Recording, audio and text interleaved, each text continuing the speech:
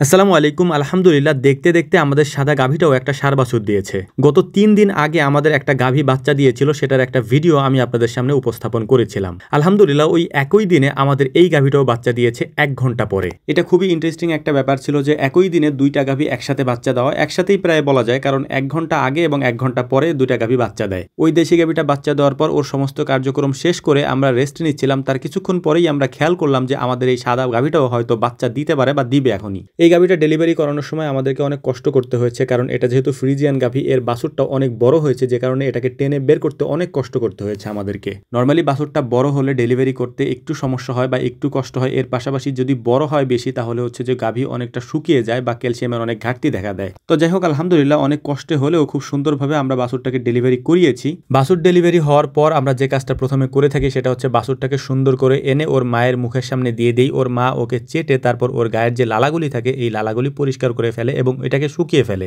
বাছুরটাকে ওর মায়ের সামনে দেওয়ার পর ওর মা ওই কাজটাই করতেছিল। পাশে যে গাভীটা আছে এই গাভীটা মূলত হচ্ছে ওর নানি, অর্থাৎ এই যে গাভীটা বাচ্চা দিল এই গাভীটার মা হচ্ছে ওই সাদা গাভীটা। বাচ্চা ডেলিভারি হওয়ার 30 মিনিটের মধ্যে আমরা শাল দুধটা যেহেতু খাওয়াই, এই কারণেই মূলত আমরা শাল দুধটাকে টেনে নিচ্ছিলাম এবং এই দুধগুলোকে আমরা একটা বোতলের মধ্যে ভরে তারপর আগে খাইয়ে নিই, কারণ বাছুর অত তাড়াতাড়ি উঠতে পারে না বা দাঁড়াতে পারে না। এজন্য দুধ আমরা বোতলে ভরে একটা নিপিল দিয়ে তারপর এই বাছুরগুলোকে আমরা খাইয়ে দিই। এটা আমরা অনেক আগে থেকেই করে থাকি। আমরা জানি যে আধা ঘন্টার মধ্যে যদি এই শাল দুধটা খাওয়ানো হয় তাহলে ওদের রোগ প্রতিরোধ ক্ষমতা অনেক বেশি বেড়ে যায়। এই কারণে আমরা এই কাজটা সবসময় করে থাকি। এখান থেকে শাল দুধটা মোটামুটি পর্যাপ্ত পরিমাণে খাওয়ানোর পর এটাকে আমরা বাহিরে নিয়ে যাই, অর্থাৎ বাছুরটাকে আমরা কোলে করে বাহিরে নিয়ে যাই। বাহিরে নিয়ে যাওয়ার কারণ হচ্ছে ফ্লোরের উপরে, মানে খামারের ভিতর যে ফ্লোর আছে এই ফ্লোরের উপরে বাছুর দাঁড়াতে পারে না, কারণ ওদের খুর ওই সময় অনেক নরম থাকে। ওই নরম খুর দিয়ে ওরা দাঁড়াতে পারে না, পিচ্ছিল অবস্থায় ওরা পড়ে যেতে পারে এবং পড়ে গেলে অনেক সময় আঘাত লাগতে পারে। যে কারণে আমরা বাহিরে নিয়ে আসি এবং নরম জায়গায়, তারপর হচ্ছে যে ম্যাট দেওয়া থাকে, শুকনা ম্যাট, এই শুকনা ম্যাটের উপর ওদেরকে দাঁড়াতে দেই অথবা বালুর উপরে দাঁড়াতে দেই, যাতে করে ওরা খুব দ্রুত দাঁড়াইতে পারে এবং দাঁড়াতে পারলেই হচ্ছে ওরা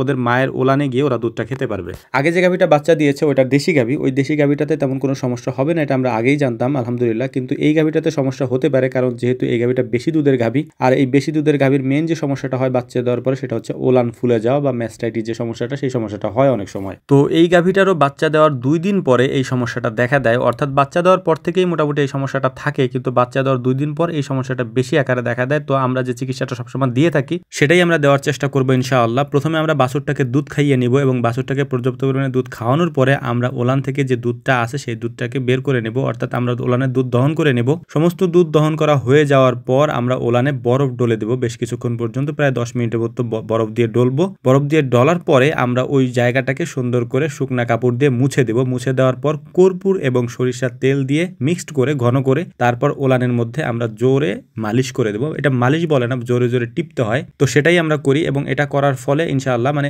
যদি দিনে 3-4 বার বা 4-5 বার করা যায় এই একই পদ্ধতিতে, তাহলে ইনশাআল্লাহ 1 দিনের মধ্যে বা 2 দিনের মধ্যে এটা ঠিক হয়ে যায়। তো আমরা সেটাই করার চেষ্টা করি। আর আমাদের গাভীগুলি আমরা ম্যাস্টাইটিস হলে বা ওলান ফোলা রোগটা হলে আমরা এভাবেই ঠিক করার চেষ্টা করি এবং ইনশাআল্লাহ এভাবে ঠিক হয়েও যায়। তো যাই হোক, আমাদের জন্য দোয়া করবেন। আসসালামু আলাইকুম রহমতুল্লাহ।